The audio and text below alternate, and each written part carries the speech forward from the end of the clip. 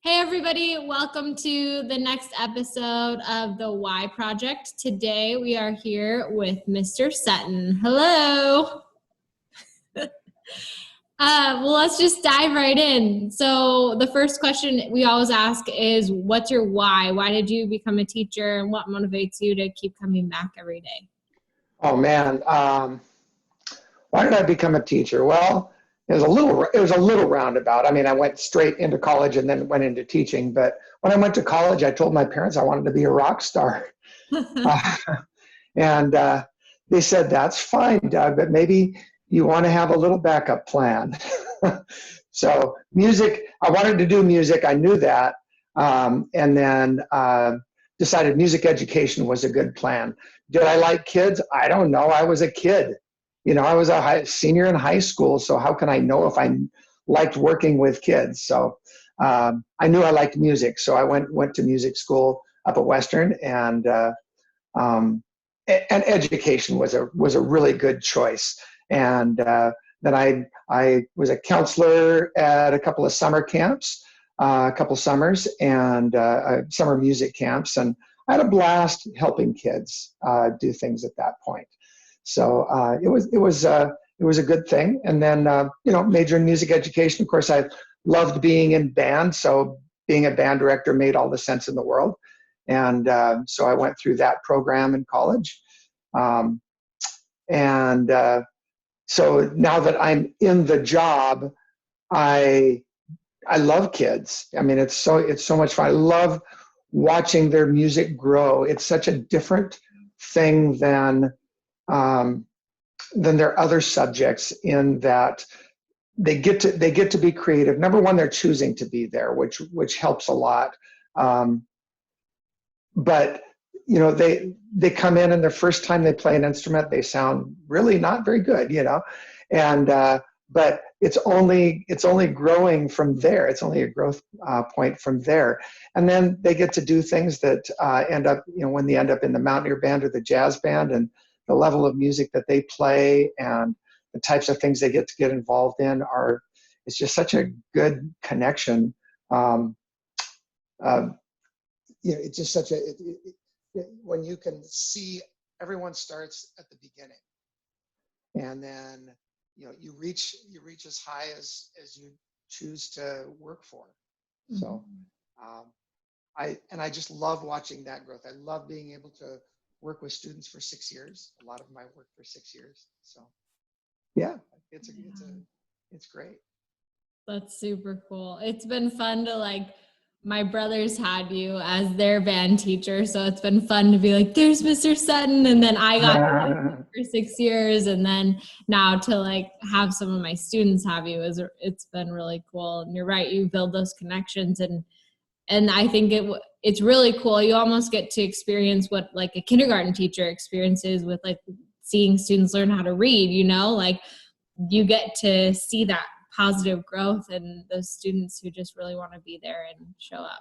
Well, music is a language. You read music, you write music, you speak the language of music, you listen to the language of music, and it's just another language. And so, yeah, it is a lot like that. It's a good comparison. Yeah, that's so fun. Cool. Well, the next question is just kind of, what's an encouraging challenge you have for our viewers to participate in this especially challenging time in our world? Yeah. Well, the first thing, I thought a lot about this, and a lot of things came up.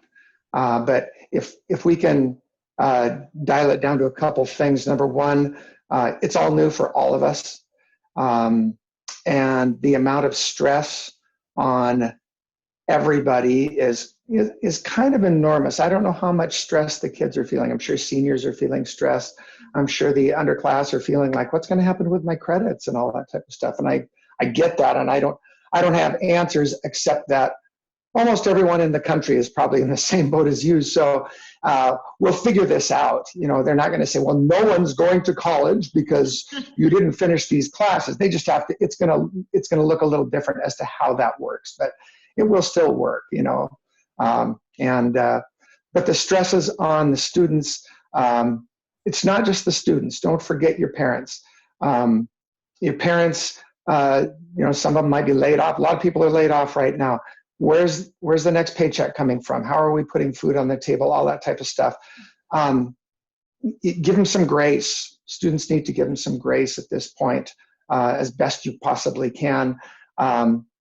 Just everyone's there, and we can lash out at each other, or we can work with each other. And I'm seeing a lot of really positive things happening. I don't know about within the family units, obviously, but I think that's the first thing, is show some grace to the parents and see where you can be a help. There's not much to do right now. I don't know how, when we go to online actual schooling, I don't know how demanding that's going to be at this point. I think we're going to roll it in kind of slow. You're probably going to have some time still. See what you can do to help the parents a little bit around the house. Yeah. So that's certainly one thing. I love that. Yeah. Reach out to someone is another one. A lot of people I talked to when I was making my phone calls, seemed like people were doing pretty good. I didn't have a ton of struggling kids or anything like that. So, if you're feeling pretty good, like, what's the big deal? Maybe reach out to someone and just be a good ear for them, and find out what's going on, and just have a little empathy for what's for what people are going through, because some of the kids are wondering, you might have your parents might not be laid off or that type of thing, but someone else's are, and they are wondering, how are we going to do this? How are we going to pay the rent? How are we going to put food on the table? Just some basic fundamental needs. And maybe just listening to someone and letting them vent a little bit sometimes helps them clarify what is going on in their head, and can give you a sense of empathy for what someone else is going through. So that reminds me of, I was just watching the Character Strong virtual assembly that they did, and something that Houston, the co-founder, said was, you don't have to be interesting, but you should try to be interested. And so I love what you said about being a good listener and listening to somebody else, because you're right, we're all going through our own challenges, and we definitely know that students and families in our community are really struggling right now. And so to reach out, especially if you don't feel that impact yourself, would be a really powerful thing for each person to do. That'd be a cool thing if, like, every one of our viewers just picked one person to reach out to. yeah, yes, it would be. That'd be a lot of people that would be, like, checked in on. Yeah. Well, I'm trying to do that. I'm trying to call one or two people every day and just call them on the phone. The email's nice, but it's like they may not see it for 6 hours, and by the time they respond, it's just a little different thing. Just that one-on-one, that personal connection. We're also isolated. Might be a nice way, or a video chat, or whatever it happens to be. But if you can connect up with someone, that'd be pretty awesome. Yeah, and we're more connected. We're more able to do that sort of connection now than ever. So exactly, we have a lot of tools to do that. So yeah, I really love that. Cool. Yeah. Thank you. I have a couple others. Can I say them? Yeah, absolutely. Yeah. And then reaching out if you are struggling. So often kids rely on their parents, when they're struggling with something, and parents are dealing with their own stuff right now too, and they may not be as responsive. If you find they're not, reach out. Call a friend, contact a teacher. We're kind of sitting around not knowing what to do in a lot of ways yet, because it still hasn't been very well defined for us. So reach out to your teachers or your counselors. We really do want to help, and we may not have all the answers, but we might be able to direct you to someone who can help a little bit. And then the other thing that has been just a real comfort to me. I know that in these tough times, one of the things that we constantly see is that artists make art. And when I follow some artists on Facebook and that type of thing, some musicians, the grand art of all the type of arts. And so I've been watching, and I watched I've watched probably 3 live concerts on Facebook of people who are just playing from their living room. You know, they're just they don't have their full band. They don't have the lights. They don't have all that stuff. They're just making art because they need to make art. And if you make art, do it. Do it. It takes you, for me, it takes me into a different world. I can forget about all this stuff. Writing that song the other day was so much fun for me. And I felt like I was bringing something to somebody. And it also was cathartic for me to be able to put words to it in kind of a fun way. So if you do that, play your instrument, sing a song, draw, draw what you're feeling, or draw, what you want to feel, or what, whatever that is. And if that doesn't speak to you, go listen to some. Go just realize that I saw Elton John, one of the richest people in the world, is doing a concert from his living room. Now he's got a nice living room and everything, but he's still there. I mean, that's the only place he can go to, and so it's kind of cool to see we are all in this together. And sometimes that just puts a little exclamation point on, hey, we're all doing this is for all of us. So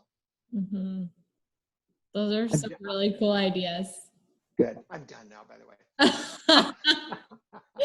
I love the list. I love that you had lots of options, and I can tell that you're like very passionate about what you do, and it's fun. Like after all these years, I can imagine that it would maybe be easy to lose passion and lose that joy, but you clearly have not, and that's something I really admire about you, and I hope that I have that when I've been teaching for as long as you have. So, well, thank you. And I have a question for you. Oh, okay. I'm ready. Are you making music these weeks? Yeah. Are you? Good. Yeah, what are you doing? Yeah, good. We haven't been like writing anything, but I've been playing. The piano is actually like right next to me. I don't know if you can. Oh, yay! Yeah. All right. Yeah, I've been playing and singing, and it's just been fun. You're right. It totally takes you to another world and takes your mind off of all the other outside things that we have to think about. So yeah, I love it. It's so fun. Cool. Awesome. Yeah. Cool. Well, thank you so much for your time, and thanks for being here. Thanks for being at Mount Baker. We like having you around. Well, and thank you for doing this project. It's a worthy thing. I've enjoyed every one I've seen so far. Yeah, it'll be fun. We've had a lot of volunteers, so I'm good. Keep rolling out the episodes as they come. And way to bring the community together a little bit. That's part of what this is about. Yeah. Well, I hope it does. I think it has so far. So it'll be really fun to see the impact that it has on people. Yeah. All right. Well, have a great rest of your day, and I'm sure we'll see you soon. Virtually, I'm sure. All right. All right.